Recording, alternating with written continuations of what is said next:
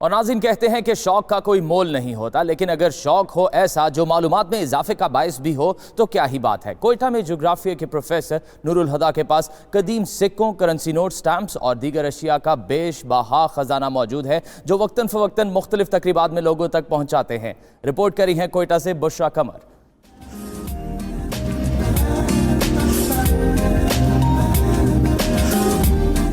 17ویں صدی سے 2019 تک دنیا کے 150 سے زائد ممالک کے سکے، 60 ممالک کے کئی سال پرانے تاریخی میڈلز، 100 سے زائد ممالک کی سٹیمپس، 20 ممالک کے خطوط اور پوسٹ کارڈز کسی میوزیم میں نہیں رکھے، بلکہ یہ خزانہ کوئٹہ میں پروفیسر نور الہدیٰ کے پاس ہے، جنہیں انہوں نے لاء کالج میں ہونے والے کتب میلے میں شرکاء کی معلومات میں اضافے کے لیے سجا رکھا ہے۔ بچپن میں ہم لوگوں نے یہ چیزیں collection, stamp collection, coin collection ہماری ہوتی تھی کہ ہم مختلف ممالک کی اکٹھی کرتے تھے، تو بڑا مزہ آیا دیکھ کے۔ اسٹال دیکھ کر مجھے بہت اچھا لگا، انہوں نے بہت اچھی چیزیں رکھی ہوئی ہیں اور مجھے بہت خوشی ہوئی ان کی چیزیں دیکھ کے کہ انہوں نے کرنسی ڈفرینٹ کنٹریز کی ڈفرینٹ کرنسیز رکھی ہوئی ہیں۔ پروفیسر نور الہدیٰ کے پاس تاریخی خزانہ جمع کرنے کے ساتھ ان سے جڑی معلومات بھی ہے، جس کے لیے انہوں نے کئی کتابیں بھی جمع کر رکھی ہیں۔ ان کا کہنا ہے کہ یہ خزانہ جمع کرنے کے لیے انہیں بہت محنت کرنی پڑی اور اس مقصد کے لیے وہ کثیر رقم بھی خرچ کر چکے ہیں۔ میں نے انڈیویجولی طور پہ جو ہے 1970 سے جمع کر رہا ہوں اور ابھی تک جو ہے کتنے زیادہ چیزیں